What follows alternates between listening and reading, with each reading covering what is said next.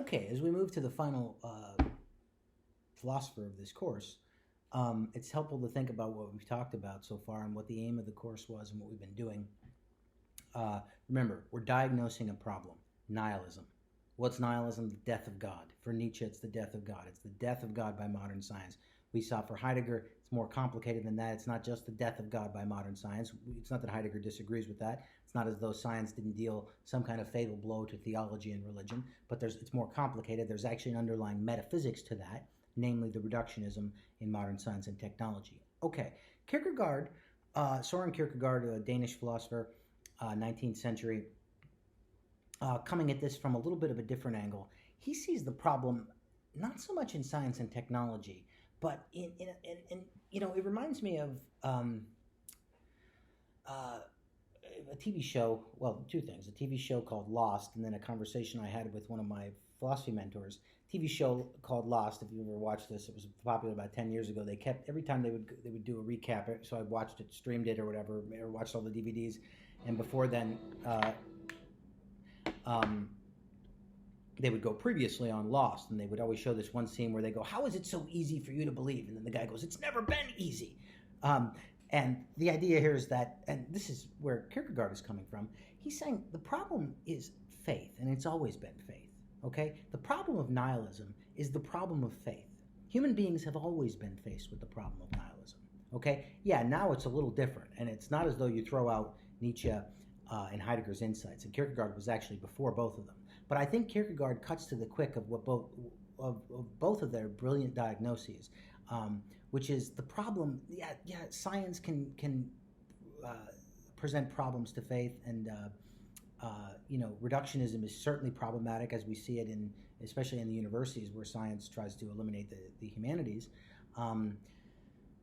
Which isn't as crazy as you think. You got to, I understand where the scientists are coming from sometimes when they see, radical postmodernism, postmodern relativism, and nihilism in the humanities departments, and they think, well, you guys are saying there's no truth. What exactly is it that you do here? If you're, quoting Office Space, where the guy he goes, I work with the customers, and the point is, wait? So you work with the customers? You deliver the goods? No. I do that so the engineers don't have to. In other words, the guy didn't do anything. They were interviewing about.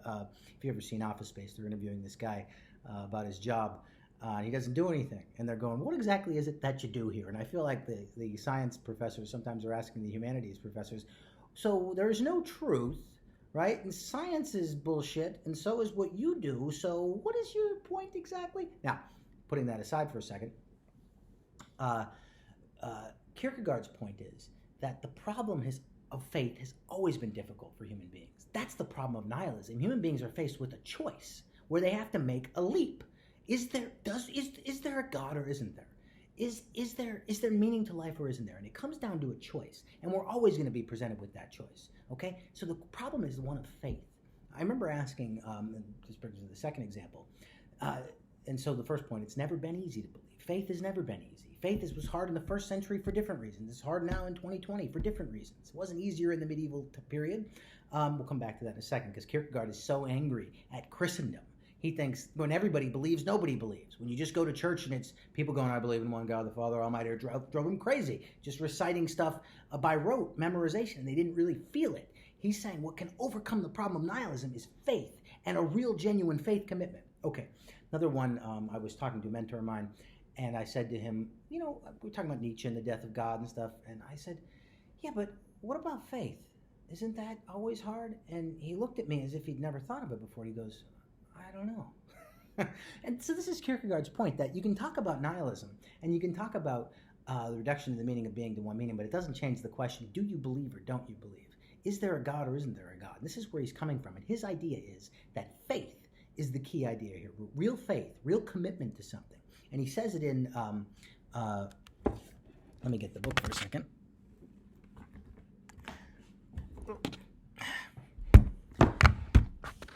He says it on page 7 and 8, really particularly 8 is one of the most famous quoted, most widely quoted passage by Kierkegaard, and it's also one of his most famous quotes.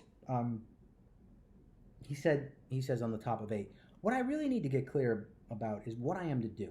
not what I must know, except insofar as knowledge must precede every act. What matters is to me is to find my purpose, to see what it really is that God wills I should do. The crucial thing is to find a truth that is true for me, to find an idea, the idea, for which I am willing to live and die.